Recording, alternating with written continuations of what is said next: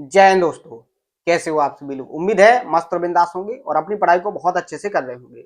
अपना ये जो नया चैनल बना है इस पर मैंने आपको एडवांस मैथ स्टार्ट कर दिया है, लेकिन आज से एडवांस के साथ साथ मैथमेटिक्स मैथ के भी सेशन कंप्लीट तरीके से आपको दिए जाएंगे, जिससे सिलेबस अपना क्या हो, बहुत ही कम समय में कंप्लीट हो जाए और उसके बाद इतनी ज्यादा प्रैक्टिस हो जाए कि आपको हर एक कॉन्सेप्ट आपके माइंड में सेट हो जाए। बेहतर तरीके से आप हर एक कॉन्सेप्ट को समझोगे, हर एक कॉन्सेप्ट पर क्वेश्चनों की प्रैक्टिस करोगे जो प्रीवियस ईयर एग्जाम्स में पूछे गए हैं। उन सभी क्वेश्चनों की अपन प्रैक्टिस करेंगे। प्रैक्टिस करने के बाद अपन उनका मल्टीपल टाइम कॉन्सेप्टों का रिवीजन करते रहेंगे, जिससे क्या होगा कि हर एक कॉन्सेप्ट को आप सेशन के थ्रू ही कंप्लीट कर लोगे। आपको एक्स्ट्रा एफर्ट डालने की कोई जरूरत नहीं पड़ेगी। तो शानदार तरीके से अपने सेशन हो रहे हैं। आप सभी लोगों को करना क्या है, हर एक सेशन को क्या करना है, देखना है ध्यान से। सेशन को देखने के बाद जो कॉन्सेप्ट आपको समझाया जाए, जो कॉन्सेप्ट आपको बताया जाए, उन हर एक कॉन्सेप्ट को आपको प्रॉपर तरीके से नोट करना है। अपनी जिस तरीके से हैंड राइटिंग आप किया उस तरीके से आपको लिखना है कि आपको समझ में आ जाए। बात क्लियर है?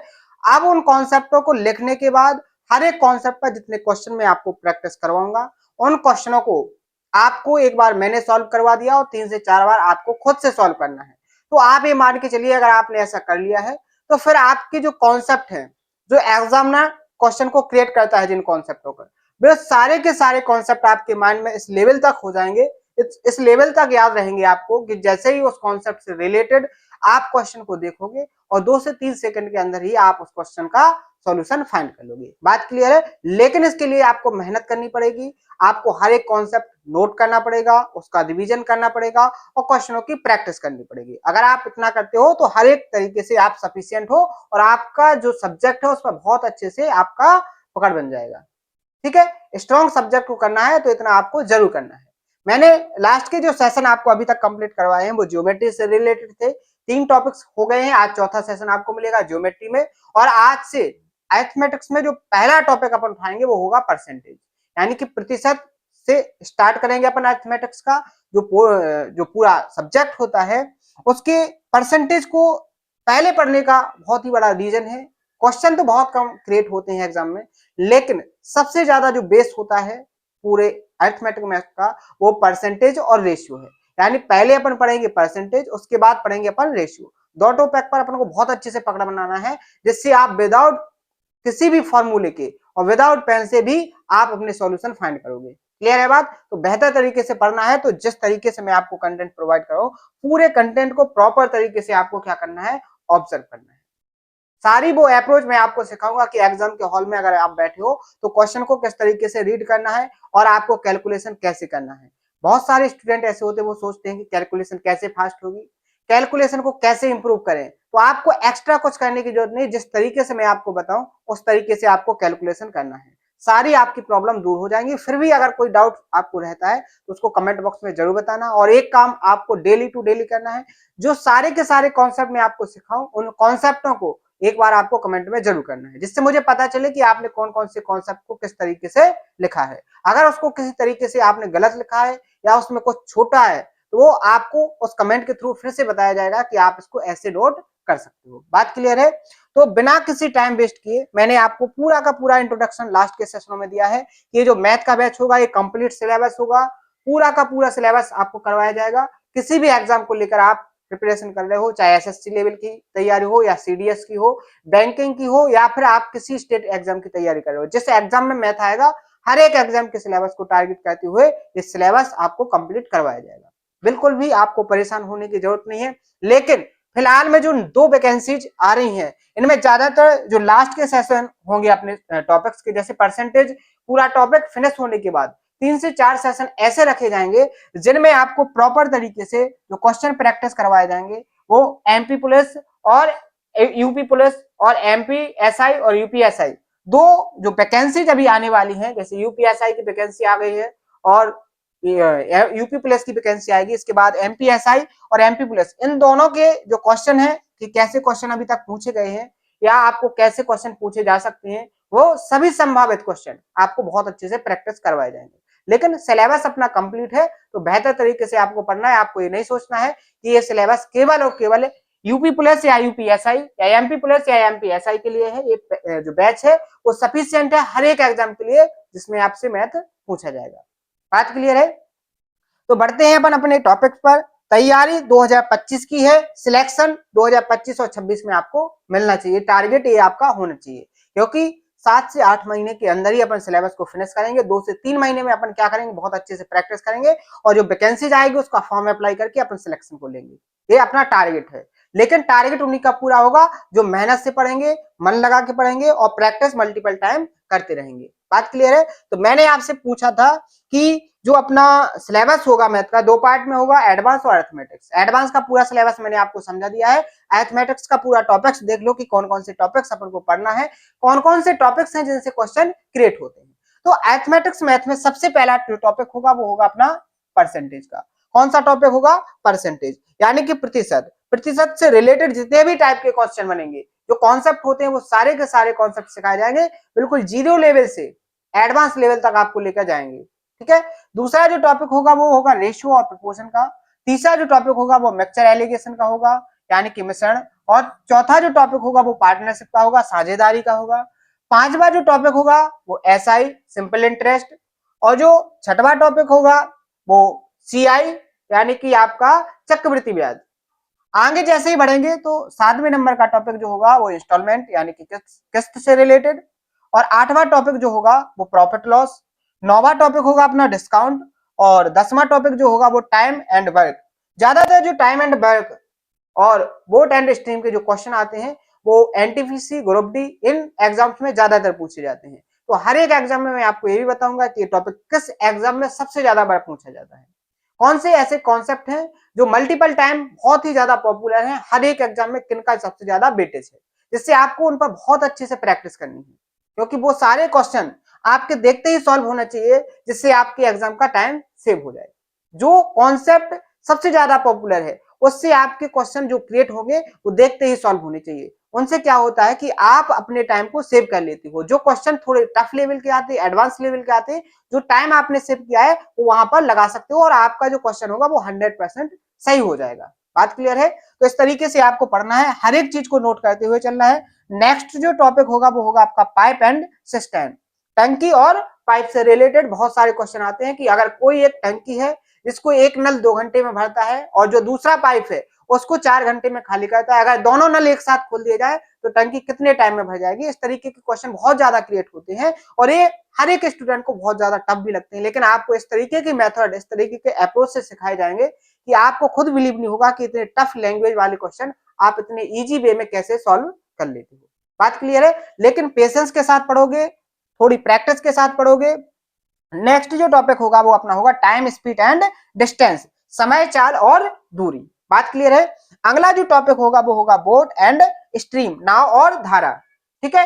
जब नाव और धारा के क्वेश्चन आते हैं तो आप ये समझ लीजिए कि 95% स्टूडेंट उस क्वेश्चन को स्किप कर देते हैं, क्योंकि एक तो लैंग्वेज उन क्वेश्चनों की क्या होती है, लेंथी होती है, और दूसरा जो होता है वो क्या होता है कि उनका जो डाटा दिया जाता है बहुत ही कैलकुलेटिव दिया जाता है, या तो वो फ्रैक्शन में दिया जाता है या डेसिमल में। और जब किसी स्टूडेंट को फ्रैक्शन या डेसिमल वाला डाटा मिलेगा या रूट वाला डाटा मिलता है, वो उस क्वेश्चन को बिना किसी पढ़े हुए वो कहता है इसमें टाइम वेस्ट करने से कोई फायदा नहीं है, हमसे नहीं बनेगा, लेकिन होता अपोजिट में है।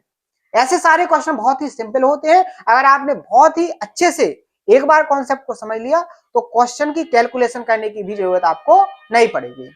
बात क्लियर है? अगला जो टॉपिक होगा वो होगा अपना एवरेज, यानी कि औसत। उसके बाद नेक्स्ट टॉपिक होगा अपना प्रॉब्लम एंड इज, जो आप रीजनिंग में भी पढ़ोगे और आप मैथ में भी पढ़ोगे। ज्यादातर ये रीजनिंग में पूछे जाने वाला क्वेश्चन, कहां पर पूछे जाने वाला है, रीजनिंग में पूछे जाने वाला क्वेश्चन है। रीजनिंग में ज्यादातर इसके क्वेश्चन क्रिएट होते हैं, लेकिन अपन मैथ में भी पढ़ेंगे और रीजनिंग में भी। बात क्लियर है? जो रीजनिंग होती है वो लगभग रिलेट करती है मैथ से। अगर मैथ पर आपकी पकड़ बन जाएगी तो रीजनिंग पर ऑटोमेटिकली आपकी पकड़ हो जाएगी। बात क्लियर है? लास्ट का जो टॉपिक होगा वो होगा आपका ट्रेन, और इसके बाद जो एक बचेगा वो होगा आपका रेस। यानी इस तरीके से आपके लगभग 16 और 17 टॉपिक आपके क्रिएट हो जाएंगे अरिथमेटिक्स मैथ में, और ये सारे के सारे आपको टॉपिक कंप्लीट करना है। हर एक टॉपिक से जैसे बात करेंगे परसेंटेज की, तो इससे आपको कम से कम 3 सीट कंप्लीट करवाई जाएंगी और हर एक सीट में 100 क्वेश्चन होंगे, 100+ क्वेश्चन होंगे। यानी कि आप मान सकते हो कि केवल और केवल परसेंटेज से ही आपके 300 क्वेश्चन कंप्लीट होंगे।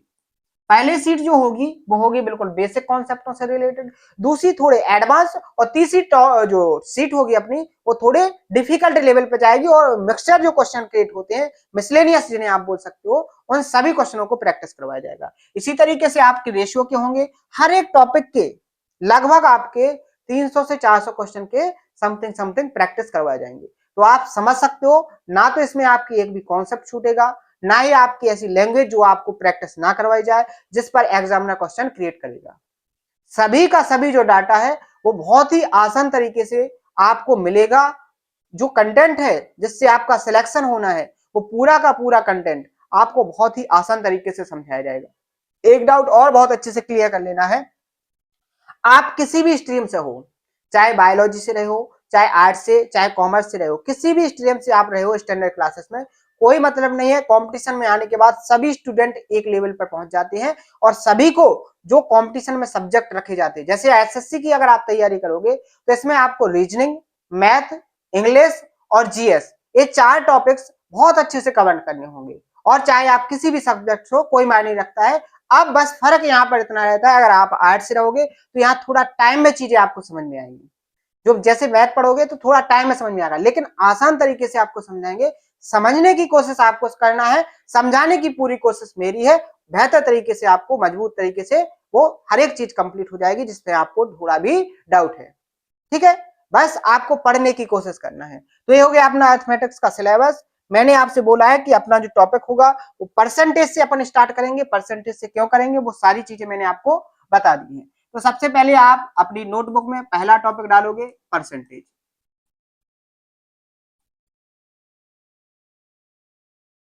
क्या डालोगे? परसेंटेज, प्रतिशत। इसको कैसे पढ़ेंगे? परसेंटेज कैसे बना है, कैसे परसेंटेज के जो लॉजिक है वो माइंड में क्रिएट हुए हैं, कैसे लॉजिक इनसे क्रिएट होते हैं जिससे एक एग्जामिनर क्वेश्चन क्रिएट करता है, वो सारी चीजें अपन को पढ़ना है। तो सबसे पहले तो अपन सोचेंगे कि जो परसेंटेज है आखिरकार वो बेसिकली है क्या। परसेंटेज जो है बेसिकली है क्या, जिससे हमें पता चले कि परसेंटेज के लॉजिक कैसे बनेंगे। एक अनुमान तो होना चाहिए कि परसेंटेज की जो डेफिनेशन है वो क्या है। तो जैसे ही मैंने डेफिनेशन शब्द निकाला अपनी जबान से, तो यहां पर आपको देखना है परसेंटेज। क्या देखना है? परसेंटेज। तो इसी में आपको एक डेफिनेशन पता चलेगी। पर का मतलब क्या होता है? एक। पर का मतलब क्या होता है? एक। और सेंट का मतलब क्या होता है? 100। यानी कि हर एक 100 में अगर आप एक की पोजीशन की बात करोगे तो ये क्या कहलाएगा? आपका परसेंटेज। क्या कहलाएगा? परसेंटेज। यानी कि 100 वस्तुओं में से अगर आप एक वस्तु की बात करते हो कि 100 वस्तुओं में एक वस्तु का क्या भाग है, उस भाग को ही आप क्या कहोगे? परसेंट। ये किसके बराबर होगा? 1% के बराबर। तो यहां से डेफिनेशन क्रिएट हो गई है कि जब 100 वस्तुओं में से किसी एक वस्तु की चर्चा की जाती है तो जो उनका रेशियो होता है, जो उनका अनुपात होता है, वो अनुपात किसके बराबर होता है? 1% के बराबर होता है। किसके बराबर होता है? 1% के बराबर होता है। ये जो मैंने साइन बनाया है ये किसका साइन है? परसेंटेज का साइन है। इसको क्या पढ़ते हैं अपन? प्रतिशत। या हिंदी में प्रतिशत लिख दो, या इंग्लिश में परसेंटेज लिख दो, या फिर मैथ में ये साइन बना दो। बात क्लियर है? यहां तक आपका डन हो जाना चाहिए। अब जैसे ही हमने डेफिनेशन बनाई, इसमें हमने आगे सॉल्व किया, तो आपने यहां पर देखा कि 1 की जो वैल्यू होगी वो 100% होती है। यानी कि हर एक वस्तु कितने के बराबर होती है? 100% के बराबर। यानी 100% को ही अपन क्या लिखते हैं? 1 लिखते हैं। 100% किसके बराबर हो जाएगा?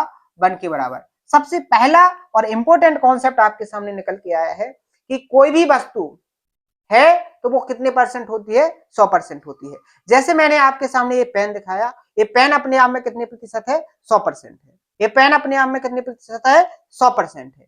बात क्लियर है? यानी कि कोई भी वस्तु हो वो अपने आप में कितनी होती है? 100% होती है। और 100% में जो वैल्यू होती है वो 1 के बराबर होती है। यहां तक बात क्लियर है कि नहीं? अब इससे आगे जैसे ही हम आगे बढ़ेंगे तो यहां से हमें पता चलेगा कि ये तो ठीक है कि कोई वस्तु है वो 100% के बराबर है, लेकिन हमें किसी नंबर को अगर परसेंटेज में कन्वर्ट करना है तो हम उसको कैसे कन्वर्ट करें? कौन से कॉन्सेप्ट से, कौन से लैंग्वेज से आप उसको कन्वर्ट करोगे? क्या लॉजिक होता है उसके पीछे? तो ध्यान से समझना। जैसे हमने आपके सामने एक नंबर लिखा है 3, हमने आपके सामने नंबर लिखा है 3, और हमें किसी स्थिर नंबर को परसेंटेज में चेंज करना है, तो क्या हम इसको परसेंटेज में चेंज कर सकते हैं? बिल्कुल कर सकते हो। कैसे? देखो, अगर हम आपसे बात करें कि 3 को क्या आप इस तरीके से लिख सकते हो, 3 गुणे 1 लिख सकते हो कि नहीं लिख सकते हो? जब भी आप 3 में 1 से गुणा करोगे तो आंसर आपका 3 ही आएगा। कोई डिफरेंस, कोई चेंजेस दिखा आपको? नहीं दिखा। जैसे ही आपने ऐसा किया तो आगे आपको पता चला कि ये 3 की वैल्यू तो 3 रहेगी, लेकिन यहां पर आप डेफिनेशन से कुछ सीख चुके हो कि जो 1 की वैल्यू होती है वो 100% होती है। जो 1 की वैल्यू होती है वो कितने प्रतिशत होती है? 100%। तो यहां परसेंटेज में चेंज करने के लिए 1 को हमने क्या लिख दिया? 100%। और जैसे ही आप मल्टीप्लाई करोगे तो ये क्या हो जाएगा आपका? 300%। क्या हो जाएगा ये आपका? 300%। बात क्लियर है? बात क्लियर है यहां तक? डन। तो यहां पर आप देखो, 3 को आपने प्रतिशत में बदला तो कितने के बराबर हो गया? ये 300% के बराबर। कितने के बराबर हो गया? 300% के बराबर। अब जैसे मेरे पास कोई नंबर है एक एक्स कोई नंबर है और इसको हमें चेंज करना है किसमें? प्रतिशत में। किसमें चेंज करना है? परसेंटेज में। कैसे चेंज करेंगे? ध्यान से देखो, क्या हम इस एक्स को ऐसे नहीं लिख सकते? X into 1। यहां तक किसी को प्रॉब्लम? आगे बढ़े, ध्यान से देखो, यहां पर आप देखोगे एक्स 1 की वैल्यू को क्या लिखोगे? 100%। क्या लिखोगे? 100%। तो ये क्या हो जाएगा? ये हो जाएगा आपका 100x%। बात क्लियर है? बात डन है? यहां तक समझ में आ गया? तो यहां पर क्या आपको कुछ लॉजिक समझ में आया? लॉजिक क्लियर है कि जब भी हमें किसी नंबर को परसेंटेज में चेंज करना है, ध्यान से देखो, जब भी हमें किसी नंबर को परसेंटेज में चेंज करना है तो हम बेसिकली करेंगे क्या? हम करेंगे क्या? 100% से मल्टीप्लाई। क्या करेंगे हम? 100% से मल्टीप्लाई। जब भी हमें किसी नंबर को अगर प्रतिशत में चेंज करना है, अगर हमें परसेंटेज में चेंज करना है, तो किससे मल्टीप्लाई करेंगे अपन? 100% से। ये छोटे छोटे कॉन्सेप्ट बहुत इंपॉर्टेंट है। आगे जब कॉन्सेप्ट आपको सिखाए जाएंगे तो अगर आपने ये चीज नहीं समझी तो आगे जाके बहुत ज्यादा परेशानी होगी। जब हम डायरेक्ट परसेंटेज में चेंज करेंगे तो वहां समझने में आपको प्रॉब्लम होगी कि एक 100% से मल्टीप्लाई क्यों किया। ठीक है, तो उस लॉजिक को समझो कि जब भी हमें किसी नंबर को प्रतिशत में चेंज करना है तो किससे मल्टीप्लाई करना है? सीधा हमें 100% से। किससे? 100% से। अब जो दूसरा लॉजिक है, ये हो गया आपका पहला लॉजिक कंप्लीट। अब दूसरा लॉजिक देखो, अब जैसे हमारे पास कोई नंबर परसेंटेज में दिया है, कॉन्सेप्ट दूसरा, अगर हमें कोई नंबर परसेंटेज में दिया है, जैसे हमें दिया है 200%। क्या दिया है? 200%। अब इसको हमें परसेंटेज से नॉर्मल नंबर में चेंज करना है। किसमें करना है? नॉर्मल नंबर में चेंज करना है, यानी कि परसेंटेज को हटाना है। तो फिर क्या प्रोसेस है? कैसे करेंगे? डायरेक्ट लॉजिक देखो, यहां पर अगर मैं आपसे बात करूं तो क्या मैं इसको ऐसे लिख सकता हूं? 200 इंटू 1%। इस तरीके से क्या मैं इसको लिख सकता हूं? बिल्कुल लिख सकते हैं, कोई दिक्कत नहीं। इसका 1% का 200 में मल्टीप्लाई हुआ तो 200% हो जाएगा। बात क्लियर है? अब यहां पर ये जो 1% है, इसका तो लॉजिक हमने डेफिनेशन में सीख लिया कि 1% की वैल्यू तो होती है 1/100। कितनी होती है? 1/100। तो आप इसको कैसे लिखोगे? 200। 1% को क्या लिखोगे? 1/100। जैसे ही 100 से 200 को डिवाइड करोगे तो कितना आ जाएगा? 2। यानी आंसर आपका क्या हो जाएगा? 2। यानी कि 200% किसके बराबर है? 2% के बराबर। जैसे हमारे पास कोई नंबर है 22% और इसको हमें चेंज करना है किसमें? नॉर्मल नंबर में। तो क्या करेंगे? इसको लिख सकते हैं अपन 22 इंटू 1%। और यहां तो हमें पता है कि 1% की जो वैल्यू होती है वो 1/100 के बराबर होती है। तो यहां से आंसर क्या आ जाएगा? 22/100। तो यहां पर भी आपको एक लॉजिक समझ में आ गया होगा कि जब भी हम परसेंटेज हटा रहे हैं तो किससे मल्टीप्लाई कर रहे हैं? 1/100 से। यहां भी किससे किया? 1/100 से। तो दोनों कॉन्सेप्ट आपको समझ में नहीं आए कि जब हमें परसेंटेज में चेंज करना हो, जब हमें किसी नंबर को परसेंटेज में चेंज करना हो तो हम बेसिकली करेंगे क्या? 100% से मल्टीप्लाई। और जब हमें किसी परसेंटेज वैल्यू को नॉर्मल नंबर में चेंज करना हो तो हम किससे मल्टीप्लाई करेंगे, 1/100 से। अभी तक आपको केवल रटाया गया था कि 100% से मल्टीप्लाई करना है और 1/100 से मल्टीप्लाई करना है, लेकिन ये क्यों करना है, ये अपन को कहां से मिला है, ये अपन को मिला है इस डेफिनेशन से। परसेंटेज की डेफिनेशन से पता चला है कि जब नंबर को परसेंटेज में चेंज करते हैं तो 100 से मल्टीप्लाई क्यों करते हैं, 100% से मल्टीप्लाई क्यों करते हैं, और जब किसी परसेंटेज वैल्यू को नॉर्मल नंबर में चेंज करते हैं तो 1/100 से मल्टीप्लाई क्यों करते हैं। इसका जवाब आपको बहुत अच्छे से मैंने दिया है, उम्मीद है बहुत अच्छे से आपको समझ में आ गया होगा। बात क्लियर है। अगर इतने आसान तरीके से और इतने एफर्ट डालने के बाद भी अगर कोई डाउट रहता है तो उसको आप कमेंट में जरूर करें, आपके हर एक डाउट को क्लियर किया जाएगा। ठीक है, बस मेहनत से पढ़ोगे तो धीरे धीरे आपका एक ऐसा लेवल बन जाएगा कि आपको खुद में डाउट सॉल्व करने की जो थिंकिंग है, जो सोच है, वो आपके माइंड में क्रिएट होने लगेगी। आप खुद में इतना ज्यादा इंप्रूवमेंट देखोगे कि सारे के सारे जो लॉजिक है वो आप खुद से क्रिएट कर रहे हो। ठीक है, बहुत सारे कॉन्सेप्ट आप ऐसे होंगे कि ऐसे ऐसे लॉजिक आप क्रिएट करने लगोगे जिनसे कैलकुलेशन बिल्कुल बेसिक तरीके से सॉल्व हो जाएगी। कितने भी टफ तरीके की लैंग्वेज की जो क्वेश्चन में क्रिएट किया जाए और उसमें क्या हो, कैलकुलेटिव डाटा दिया जाए, फिर भी आप उसको देखते ही सॉल्व कर लोगे, लेकिन उसके लिए मेहनत, प्रैक्टिस बहुत ही जरूरत है। ठीक है, ये दोनों लॉजिक आपको क्लियर तरीके से समझ में आए हैं कि नहीं आए हैं। ये तो हो गया आपका परसेंटेज का सबसे पहला बेसिक कॉन्सेप्ट।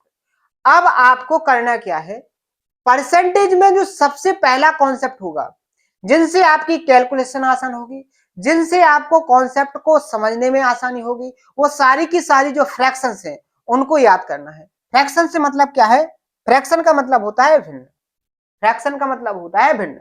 आपको जो डाटा दिया जाएगा, जो मैं अभी आपको फ्रैक्शन पूरे परसेंटेज में जब भी आपको क्वेश्चन मिलेगा परसेंटेज से रिलेटेड, चाहे परसेंटेज का हो, चाहे प्रॉफिट लॉस का हो, चाहे एसआई का हो, चाहे सीआई का हो, किसी भी टॉपिक से रिलेटेड जब भी कॉन्सेप्ट से क्रिएट क्वेश्चन होगा उसमें जो डाटा दिया जाएगा इन्हीं फ्रैक्शन से रिलेटेड होगा। और अगर आपने ये सारी फ्रैक्शन बहुत अच्छे से कंप्लीट कर ली, बहुत अच्छे से सीख ली अगर इन फ्रैक्शनों को, तो आप समझना कि आपकी जो कैलकुलेशन है वो बहुत फास्ट होने वाली है, आपकी कैलकुलेशन बहुत फास्ट होने वाली है। लेकिन अगर आपकी पकड़ इन परसेंटेज की फ्रैक्शन वैल्यू पर नहीं है तो फिर आपको बहुत ज्यादा प्रॉब्लम होने वाली है। अब ये परसेंटेज की जो फ्रैक्शन है ये कैसे क्रिएट होती है, कैसे निकलती है, इनकी वैल्यू को कैसे याद किया जाए, वो सारे तरीके मैं आपको बताने वाला हूं। तो पेशेंस के साथ देखना, बहुत ही आसान तरीके से मैं आपको सिखाऊंगा। यहां पर सबसे पहले मैंने आपको एक चीज बताई है कि जब भी हमें परसेंटेज में चेंज करना है तो 100% से मल्टीप्लाई, और जब भी परसेंटेज वैल्यू को नॉर्मल नंबर में चेंज करना है तो 1/100 से मल्टीप्लाई। ये दोनों चीजों को माइंड में रखना है, इन्हीं दोनों कॉन्सेप्टों से आपकी सारी की सारी फ्रैक्शन याद होने वाली है। चुटकियों में आपको सारी फ्रैक्शन याद होगी। क्लियर है बात। यहां देखो, सबसे पहला ही फ्रैक्शन है 1। आप बहुत सारे बोलेंगे सर ये 1 फ्रैक्शन कैसे हो गया, ये तो 1 है। फ्रैक्शन का मतलब तो होता है अंश बटे हर। अरे भाई पेशेंस रखो, इसको आप लिख सकते हो 1/1। तो ये भी तो क्या बन गया, एक फ्रैक्शन बन गया। इसमें भी तो न्यूमरेटर और डिनोमिनेटर हो गया कि नहीं हो गया। तो आप कह सकते हो कि 1 एक फ्रैक्शन है। क्या कह सकते हो, 1 एक फ्रैक्शन है।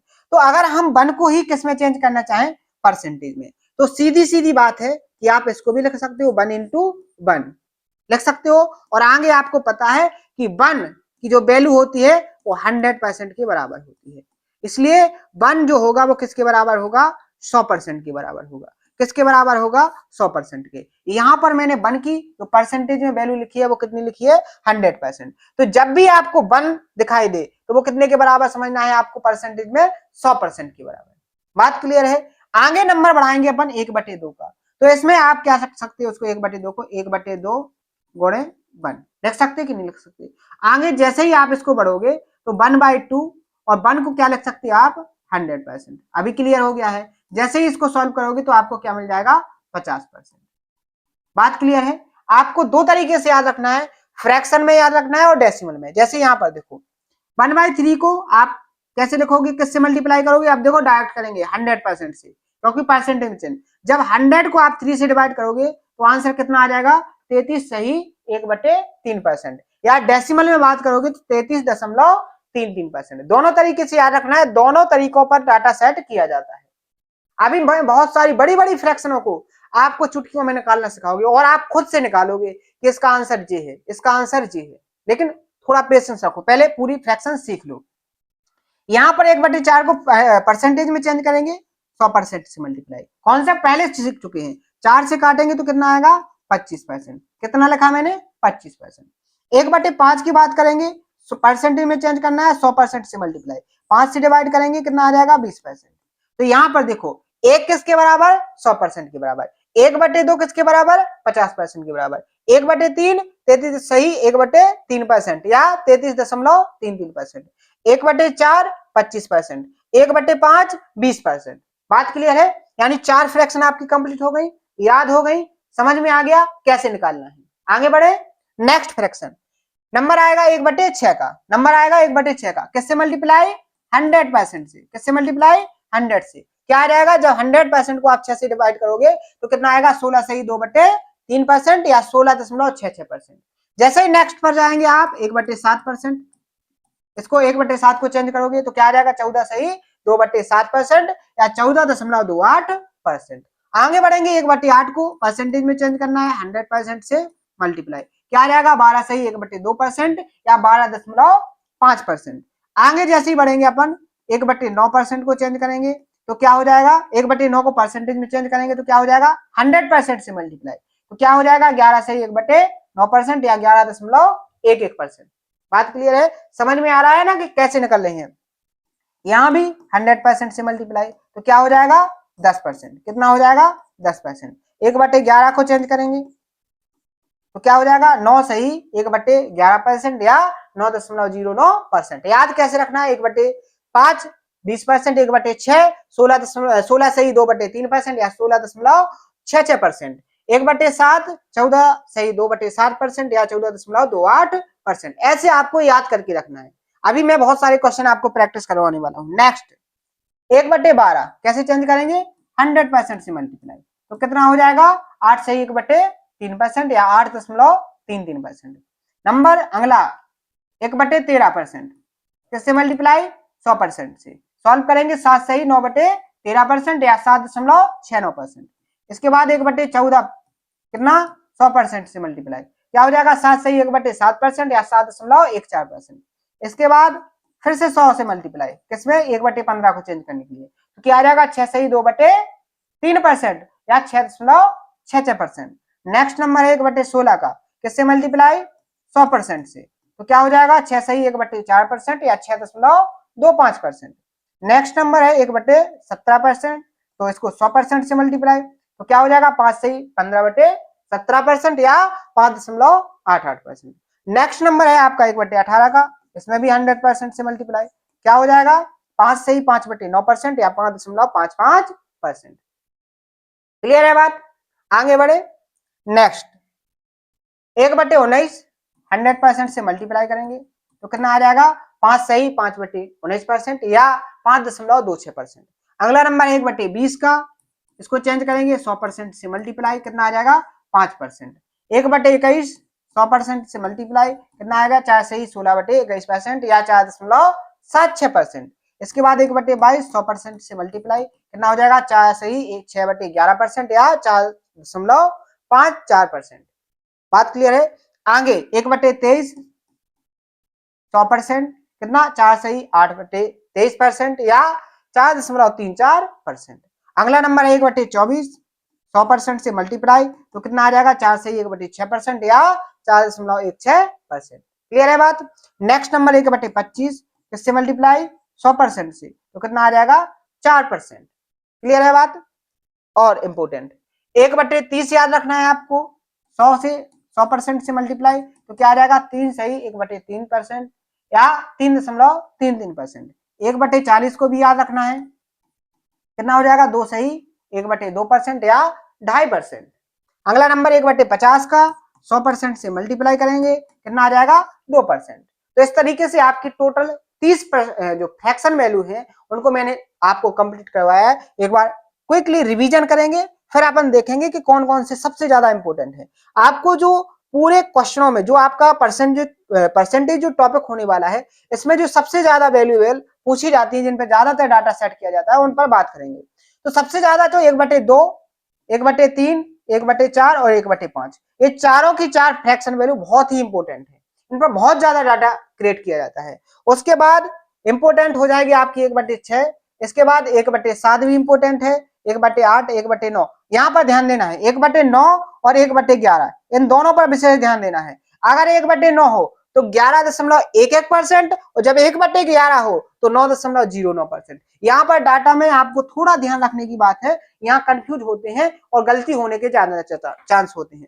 तो यहाँ ध्यान देना है आपको कि जब बात होगी 1/9 की तो वो होगा 11.11%, और जब बात होगी 1/11 की तो वो होगा 9.09%। बात क्लियर है।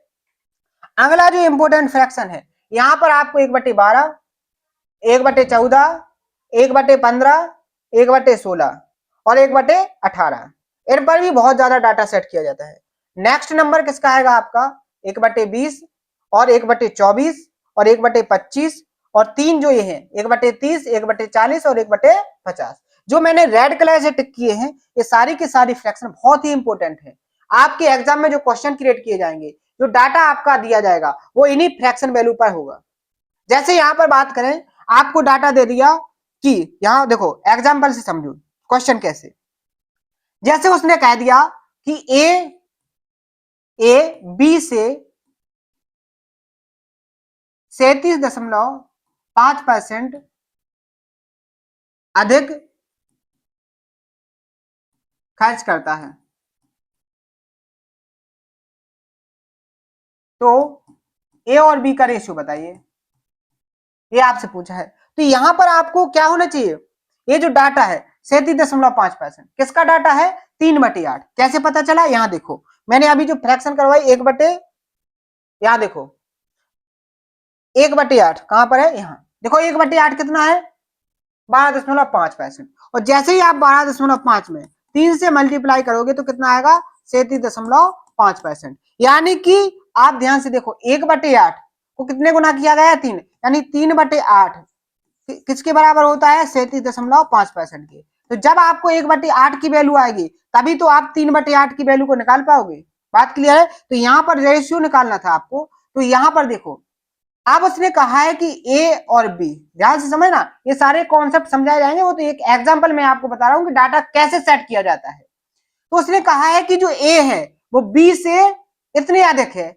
अगर बी की वैल्यू आपने 8 मान ली, बेस में जो वैल्यू होती है वो 8 है, बी की वैल्यू कितनी है 8 है, तो ए बी से कितने ज्यादा है 37.5%। तो आप यहां पर देखो 8 का 37.5 निकालोगे तो कितना निकलेगा 3, तो 8 से 3 ज्यादा कितना 11, तो रेशियो क्या आ जाएगा 11/8। ये कैसे निकला ये तो आपको बाद में बताया जाएगा, लेकिन मैं आपको ये डाटा दिखाना चाहता था कि डाटा किस तरीके से सेट किया जाता है। बात क्लियर है। तो आज जो मैंने आपको परसेंटेज टॉपिक स्टार्ट किया है, जो अरिथमेटिक्स मैथ को स्टार्ट किया है, आज में जो मैंने आपको डाउट क्लियर करने की कोशिश की है, वो सारे के सारे आपके डाउट क्लियर हो जाने चाहिए। जो मैंने आपको कॉन्सेप्ट बताए हैं वो कॉन्सेप्ट भी आपको बहुत अच्छे से क्लियर करना है। कल के सेशन में यहां से आगे के कॉन्सेप्टों को सीखेंगे, और आगे के जो क्वेश्चन है जो लास्ट ईयर के एग्जाम्स में आए हैं या आने की पॉसिबिलिटी है, यानी कि संभावना जितने भी क्वेश्चन बन सकते हैं, सारे क्वेश्चन मैं आपको प्रैक्टिस कराऊंगा। पूरा का पूरा जो कंटेंट है बहुत अच्छे से मैंने कंपाइल करके रख लिया है, और आपको डेली टू डेली सेशन के थ्रू प्रोवाइड कराऊंगा। तो सेशन पसंद आए तो ज्यादा से ज्यादा शेयर करना है, लाइक कमेंट जरूर करना है, और जो भी डाउट हो उनको कमेंट में जरूर बताना है। आपके हर एक डाउट को सॉल्व किया जाएगा। तो मिलते हैं नेक्स्ट सेशन में इसी जोश और उम्मीद के साथ। Thank you.